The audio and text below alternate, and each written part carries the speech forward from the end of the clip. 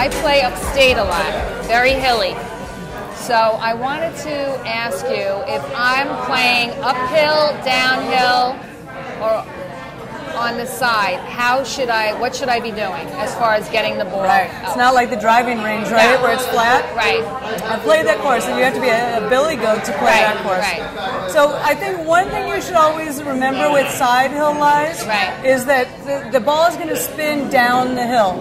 Okay. So think about a side hill lie. This is a side hill lie. I'm shooting this way. Right. Okay. If the ball is above my feet, the ball is always going to spin down the hill. Okay. So I need to aim to, if I'm right-handed, I need to aim always aim up the hill. So I aim to the right of the target. If the ball is below my feet, I'm standing here and this is the ball, the ball is going to spin down the hill again. So I need to aim to the left of the hole. Oh, okay. Okay? Now, if I've got an uphill lie, this is an uphill lie where I'm hitting uphill. It's going to take a little bit of the momentum off the ball, and also the ball is going to probably end up coming up a little short because the green is elevated, so it doesn't have so much time to land. So it's almost catching the flight a little bit early.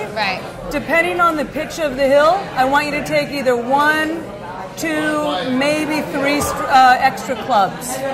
So what I mean by that is if I have a gradual uphill lie where the green is just a little bit above, I'm going to take maybe 1 extra club, meaning if I were going to hit a 6-iron off of a flat lie to a green that's at the same level, I would now take a 5-iron. On your course, you're going to be taking 2 or 3 extra clubs because those hills are so steep.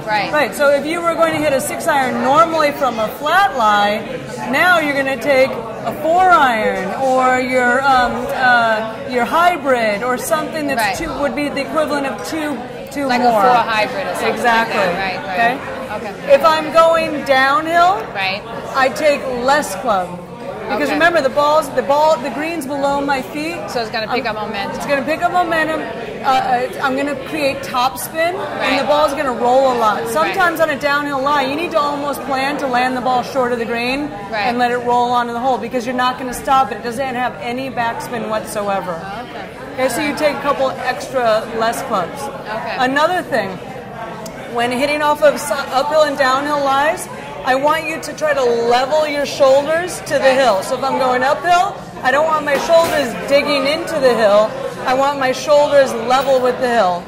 If I'm going downhill, I'm going to try to level my shoulders to the slope of the hill again. Because if I don't, I'm going to hit behind the ball.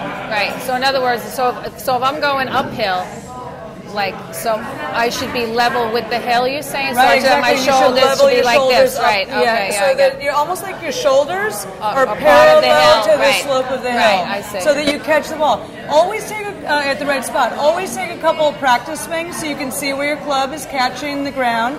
For an uphill lie, I'm going to probably end up playing the ball a little more forward in my stance. For a downhill lie, I'm probably going to play the ball a little back in my stance. I can't tell you exactly where to play it because it really depends on the slope of the hill. So the best way to test it is to put yourself in a position with your shoulders level, everything else, and just take practice swings and be very cognizant of where your club is hitting the ground.